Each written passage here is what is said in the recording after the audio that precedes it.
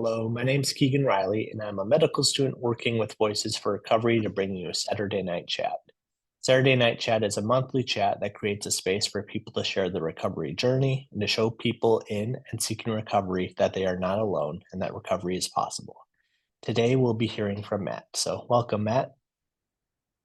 Hi, Keegan. Thanks for having me. Yeah, thank you for joining us tonight. I will let you just begin and tell us a little bit about your story. All right. Thanks, Keegan. So, hey, everyone. My name is Matt. I'm a recovered alcoholic. When I say recovered, I mean I've recovered from the hopeless condition of mind and body that addiction causes. I know I'm definitely not cured of my alcoholism and know I'll never be able to drink again.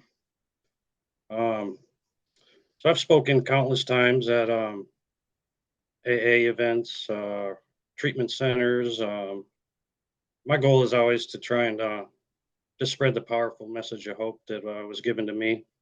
Just want to give everyone the same hope that put in some work, be able to get well. The hope that I received was given to me through the 12 steps of AA. I believe the hope is vital and necessary. It's definitely life-changing for me. Just want everyone to know that change is possible and you can recover too. So, yeah, I drank for over 20 years, not necessarily every day, but drinking was definitely out of control. Um, but I don't know, it's been a life-changing experience for me going through the steps. Just try to stay open-minded about it and continue to focus on positive change. Over the my lifetime, I've been diagnosed with 2 severe traumatic brain injuries. So I do have some side effects from that, some memory problems. Sometimes I'll struggle to find the right words. A lot of times helps me and then come to realize I have to have things written down. um, just briefly talk about my childhood. Grew up in Minneapolis, Minnesota, went to Minneapolis public schools. Family life was pretty normal. Grew up with my mom, my dad, my 2 younger brothers. Had a good childhood.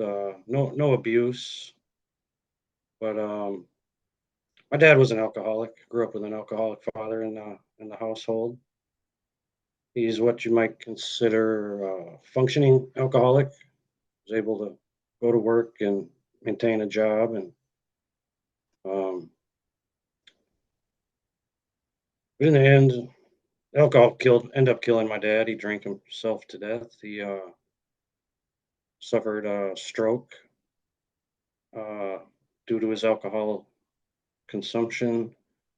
He drank every day, every single day, and he drank a lot. I remember my mom threatened him with divorce, better quit drinking. He went to treatment for a little while, and I always remember he came back from that treatment and he said, "Well, everyone there has a problem, but I don't have a problem." That always is something I'll always remember. So, anyways, he continued to keep drinking, and so my mom divorced, and he had to move out. He ended up living in his van at the park in our neighborhood. That was pretty, what's the word?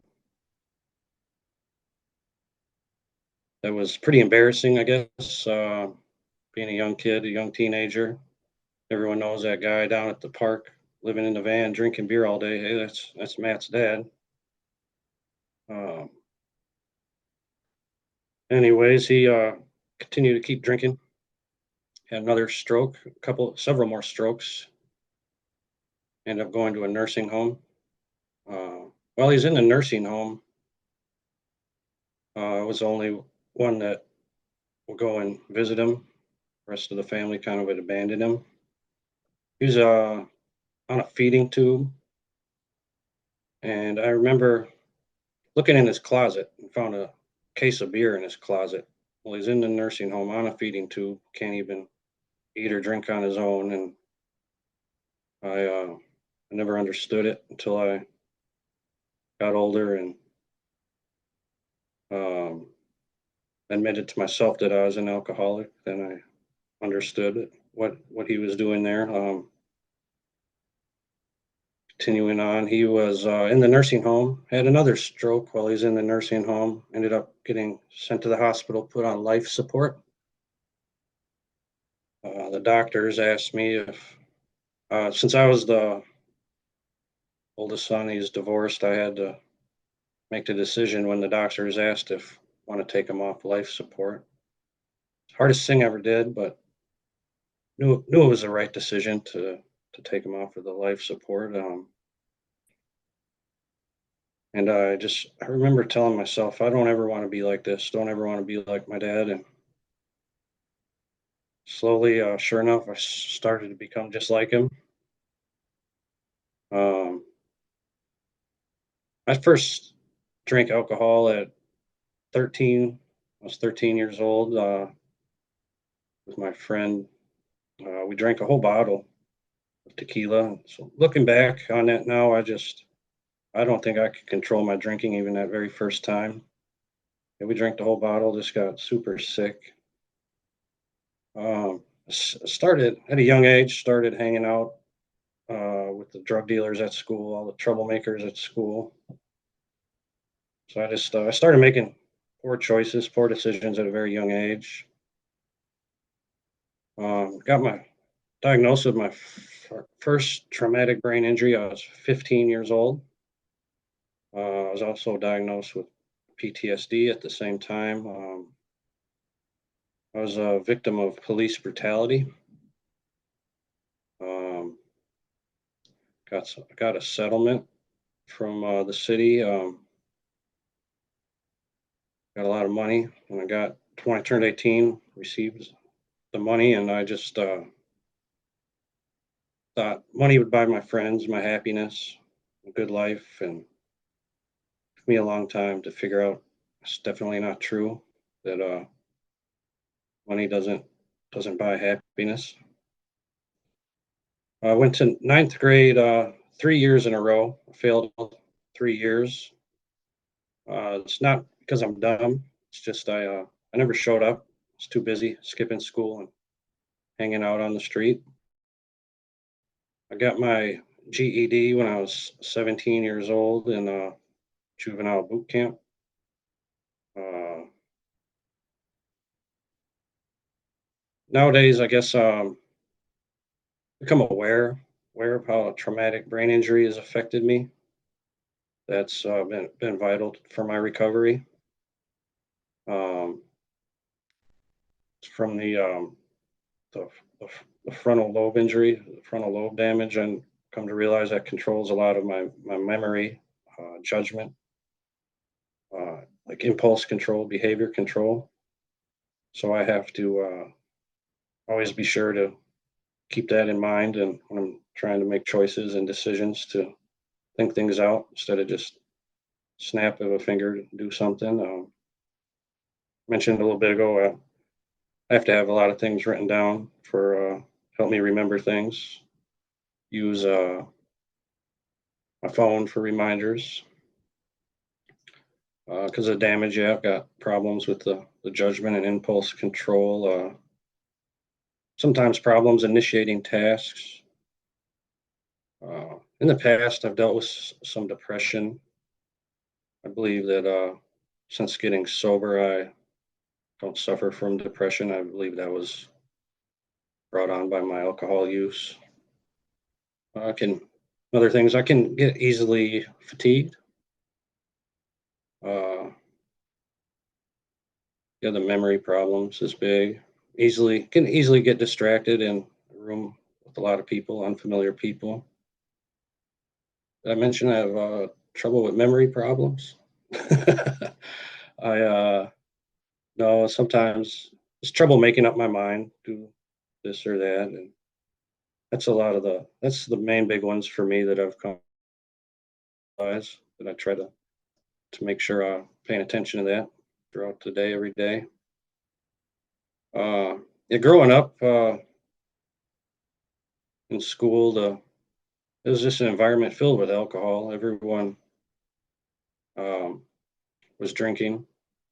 I always remember freshman year, first year in ninth grade, the seniors had a keg party where seniors and the freshmen would all skip school for one day, first week of school, and go to the park and drink beer. And that's just the type of environment I grew up in. Is alcohol everywhere.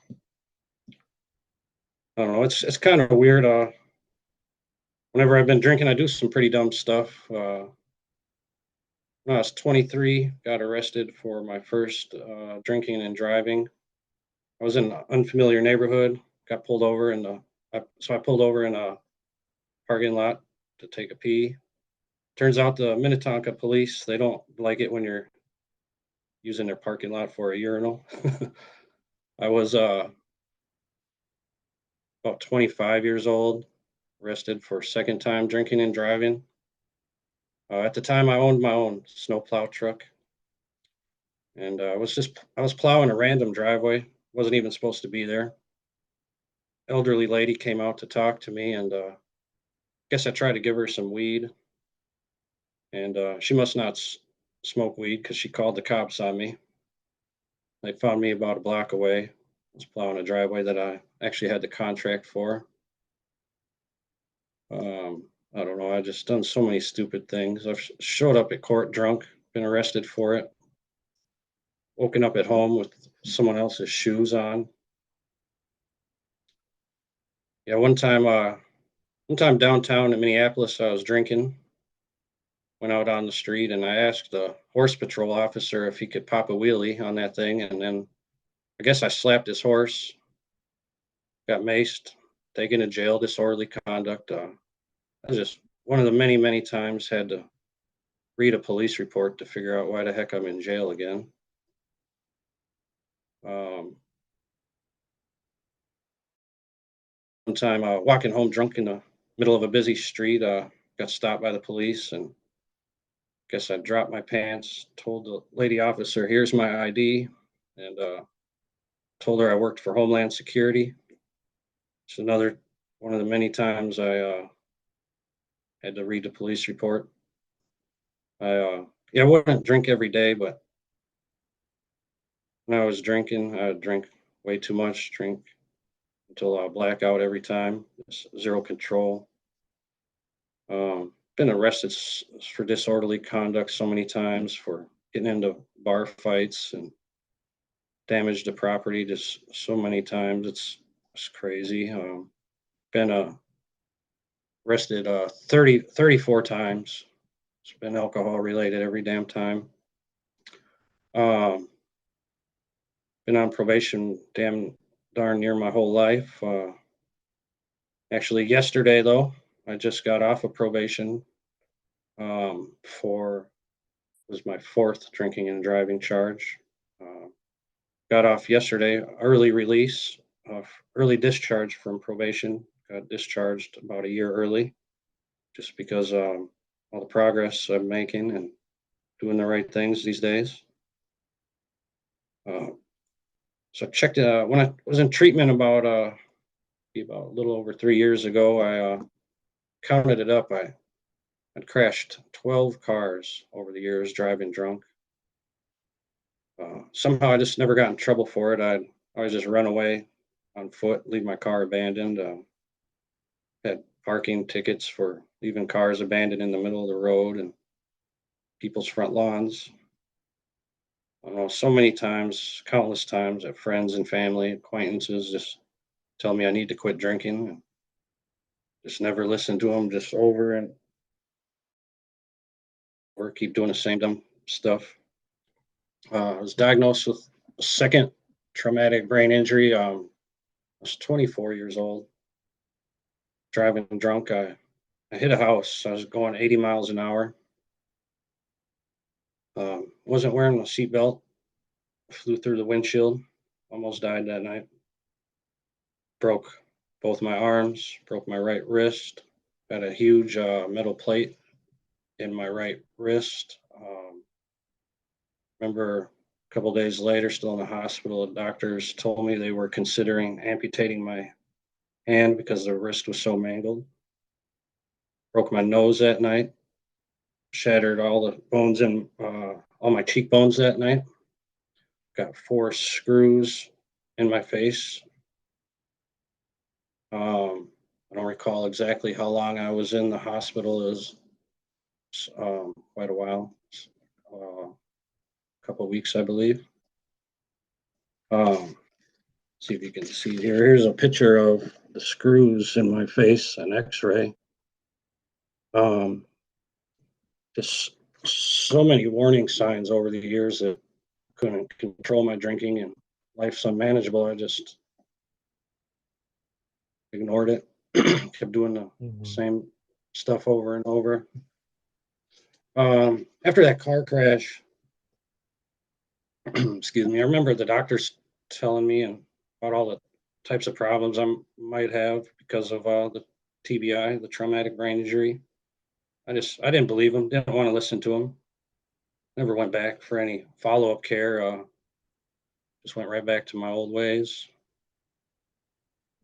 So moving forward again a while here, from about 2016 to 2018, I was sober for almost 2 years and wasn't really doing it for myself. I was only doing it for probation.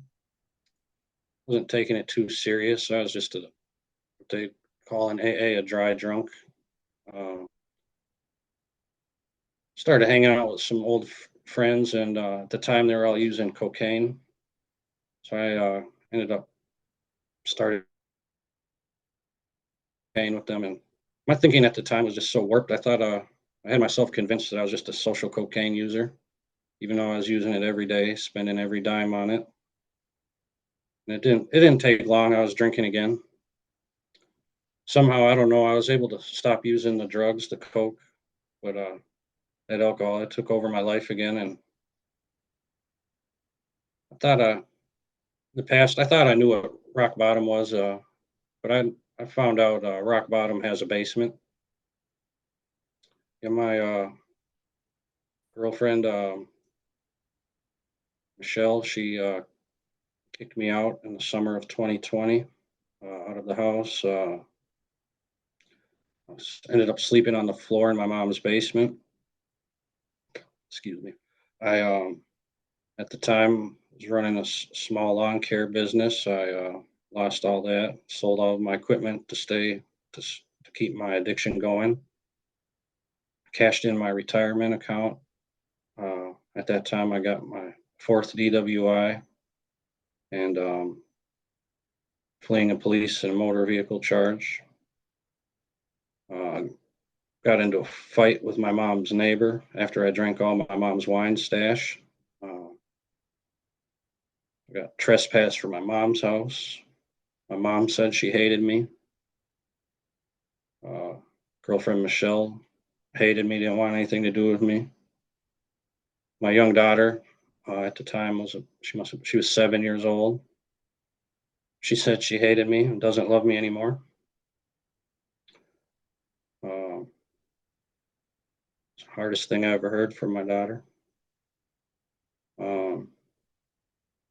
Ended up, I got myself a decent job lined up, but I was fired. Was fired on the first day. I showed up drunk on the first day. As that was that was my snapping point. Felt I knew life would become unmanageable, and I had to do something about it. I felt like I had abandoned my daughter. There was just so many times I had meant to spend time with her. I'd ended up drunk or hungover instead. Yeah, I was broken. I was sick, both mentally, physically, spiritually. So that was my breaking point. And so would have been August of 2020. I checked myself into Vinland Center. It's a treatment center. Focuses on brain injuries, cognitive deficits, along with substance use disorder. That's where I was able to learn a lot about my TBI and started to try and include my family in my recovery. I think they've come to understand it now. So I spent 3 months inpatient treatment there at Vidland. I graduated that program, and I checked into another inpatient treatment, 𝗬𝗂𝗧𝘂𝗧𝗂𝗧 Treatment Center in River Falls, Wisconsin. I did another 3 months of inpatient treatment there. Yeah, I was pretty serious about getting better, so I guess in total I did 6 months of treatment there between the two places. When I was at 𝗬𝗂𝗧𝘂𝗧𝘂𝗧, that's where I started getting involved with AA.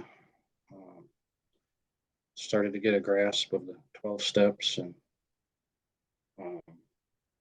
started to find my spirituality there. And yeah, thinking about it, I used to only pray when I was in jail.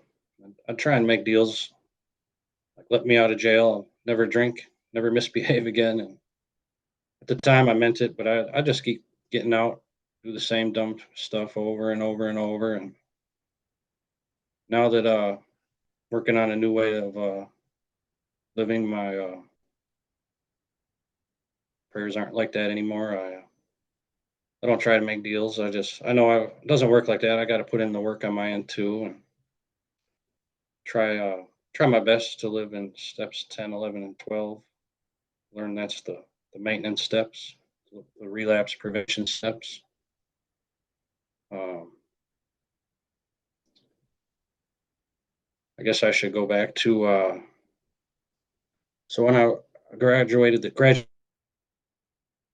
Falls Treatment Center, I did pretty good. I moved into a sober home in River Falls. I was there for about 2 or 3 months, but gave myself permission to go to the bar and have 1 beer because I thought I'd be able to manage it. Since I'm an alcoholic, my plan didn't work out so well. Went to the bar and then ordered 1 beer and another beer, shot. I ended up spending my whole paycheck that night. I was just miserable, lonely, and despair all over again. Remembered all the crap from the past years, all the pain, put myself and my family through. Just brought back all the hurt, emotional, physical, everything. Just remember all the opportunities I'd squandered away, and ended up getting excuse me. I ended up getting kicked out of that sober home. Luckily, I was able to. They gave me about a week to figure out where to go, and I was able to move into Onyx Sober Living. It's in New Richmond, Wisconsin. Julie's kind lady that manages and runs the Onyx Sober Living. She took me in. First week I moved in, she said, "There's a 12-step retreat. Would you like to go?" I said, "I would, but I can't afford it. I don't have any money." She said, "Well, we'll take care of that part. Just go." And that's one of the best things I've ever done in my life is going to that 12-step retreat. I finally understood the steps, realized that the steps aren't just something hanging on the wall that you read before every AA or NA meeting. And after that retreat, I knew I had to change everything and challenged myself to step out of my comfort zone. Started to make lifestyle changes to improve my quality of my sobriety. I learned biggest things I've learned is that being able to forgive myself and learning that I can have fun and enjoy life in sobriety has been probably the 2 biggest things for me. Since then, I've built up a great, healthy network, sober network of people in my life. replaced all my old ways of thinking with new healthy ones. I've unlearned all my old behaviors and learned new ones. Yeah, when I'm drinking, I'm not an honest person. Wasn't honest with myself. I'd lie to myself and believe it all day long. When I was in my active addiction, I just thought I had a bad luck problem. I didn't think I had a drinking problem. Excuse me. I'd lie all different types of ways, lie by omission, half truth, half lie, just deny everything. It's really good at blaming everyone else. I was always cheating and scheming, and I'd only ever be honest if I was caught doing something. And I don't know, it got so bad. I got to the point that lying became so natural to me. I would lie even if I didn't have a reason to. Excuse me. I was in denial for a long time, many years of my alcoholism. For a long time, I don't think I even cared about or loved myself.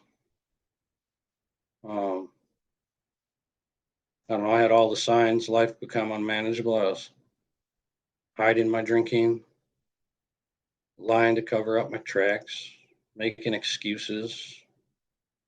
Lost my jobs, all the legal troubles. Always unhappy. Relationship troubles. Couldn't stop drinking even when I really wanted to. Not even the using friends I had, they didn't even want to be around me. I just I couldn't help myself. I felt useless.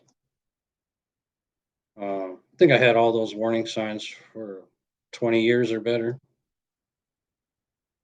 Um, I've come to realize all the dumb stuff I've done while I was drinking. That's not what makes me an alcoholic. What makes me an alcoholic is I believe I've got all the symptoms of the disease that are listed in the Alcoholics Anonymous big book. Can't stop once I start. As soon as I start, I lose all control. Always will drink more than intended. Have a intense desire to stop drinking, but can never stop. Um, yeah, it wasn't because I drank too much. That's not what made me an alcoholic. I had no power over it once I started. Can't control my drinking. Um, this would have that physical phenomenon of craving. I don't know. I kept making decision to stop. Just a couple days, a week or two later, and drinking again. It was just insanity. Broken promises all the time. Promises to family I'm not going to drink again, and just kept lying over and over.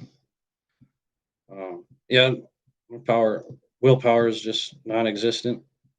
Couldn't could never remember the negative things of even just a week ago. Um, couldn't stop. Couldn't stop even if given a good reason. I was just so powerless. The big book talks about I have to have a spiritual awakening, and I've had one through as a result of working through the steps, and I don't know. I guess another part of the makes me alcoholic is this the mental twist I put on everything. Big book talks about mental twist. Just the thoughts of controlling my drinking, uh, telling myself things will be different this time. When I'm sober, I'd want to be drunk. When I'm drunk, want to get sober. Just a couple of the mental twists. Uh, yeah, I know these days I have zero control, none.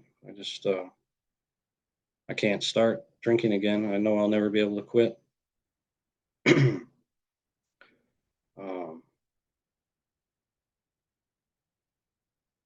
yeah, I guess today today I've got a new happiness, new peace of mind. I'm in good physical, good mental health. Uh, all because of my step work. Life's become better than I ever imagined possible. Um,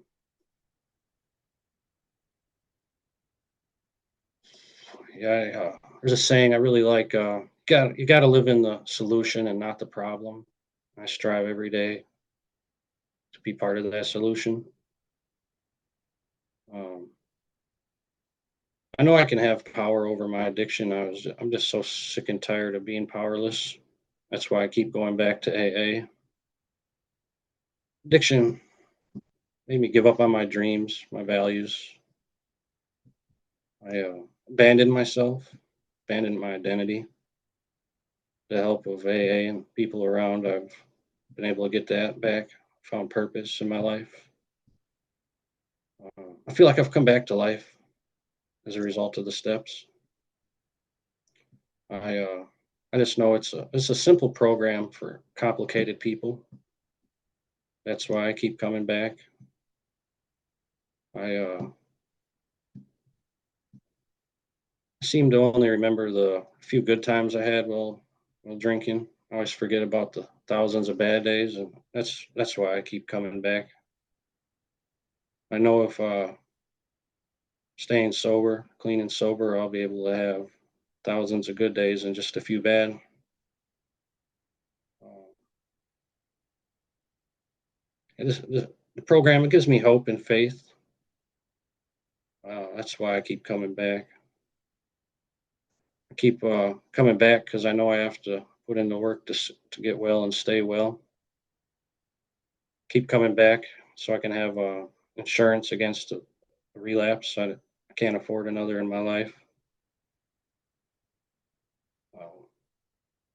Programs help me get my mind, body, and my soul the healthiest I've ever been. And I love myself today. That's why I keep coming back.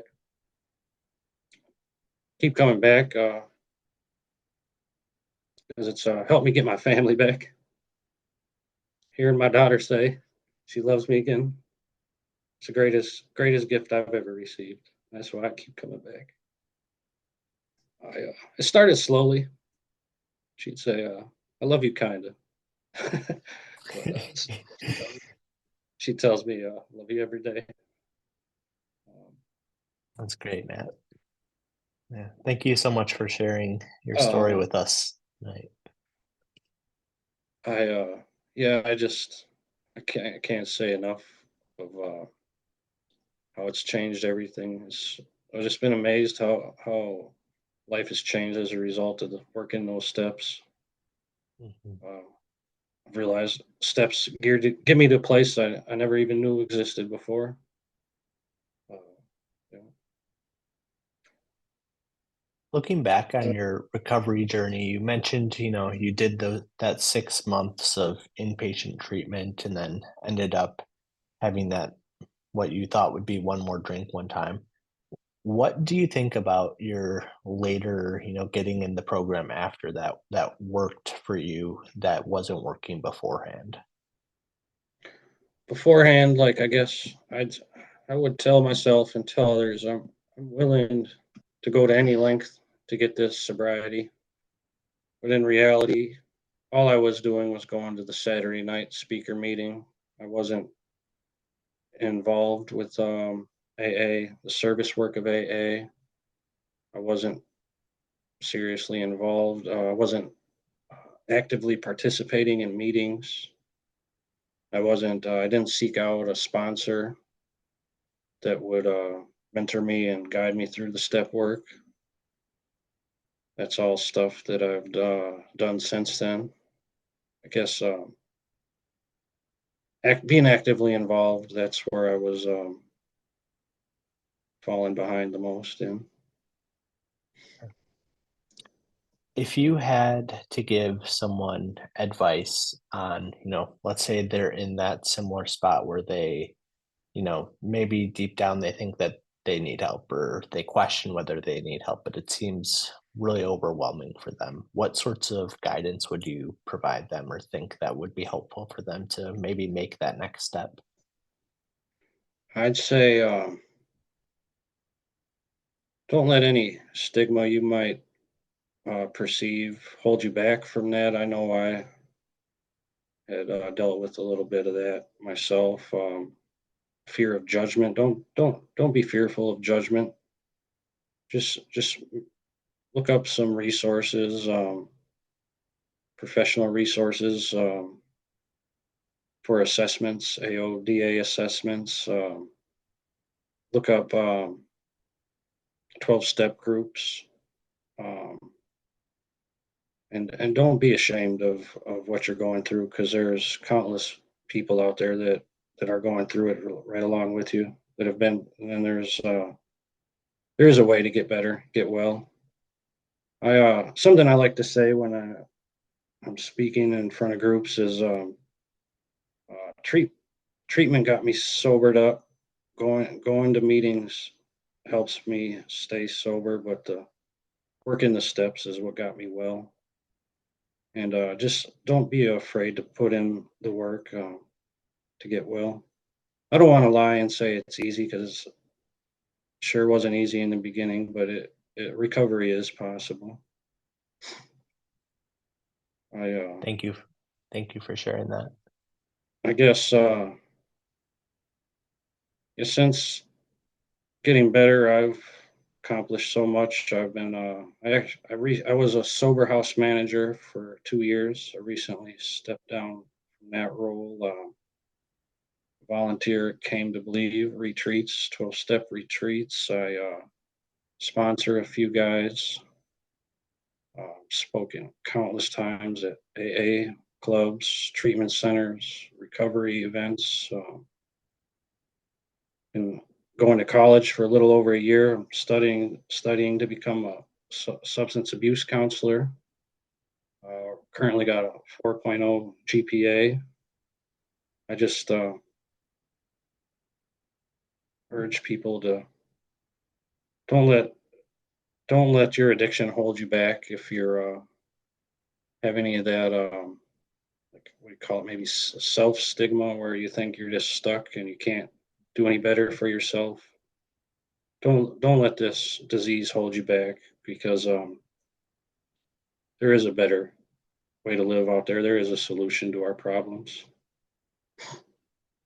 Yeah, that's great. Congratulations on, doing so well in college. Do you think, going through the goal of, becoming a substance abuse counselor, has that helped you in your own recovery journey and, staying sober? It definitely has. Uh, Coming, learning some therapeutic interventions, different counseling techniques, and I guess um, it's helped me with a lot of my assignments. I use my own addiction and recovery journey as like the basis for a lot of my assignments, and so that's been a tremendous amount of help for me. Um, just using real life scenarios that I've seen play out for me and others around me. Yeah, I think, having that firsthand experience will be really beneficial for you in the future and being able to connect with the people that you're counseling. So I think it's a great path that you're on. And I thank you for going down that path. That is definitely something that's really needed, as you certainly know. Any other things that you'd like to mention or bring up during our chat tonight? Uh, no, no, I don't believe so. I just, to anyone listening, don't be afraid to reach out for help. There's countless people all over willing to help, and it's a deadly disease, and there is a way out of it, though. Just don't be afraid to take that first step and admit that you have a problem. All right. Well, thank you so much for joining us for this Saturday night chat with Wisconsin Voices for Recovery. Again, I'm Keegan. I'm a medical student, and this is Matt. Thank you for watching.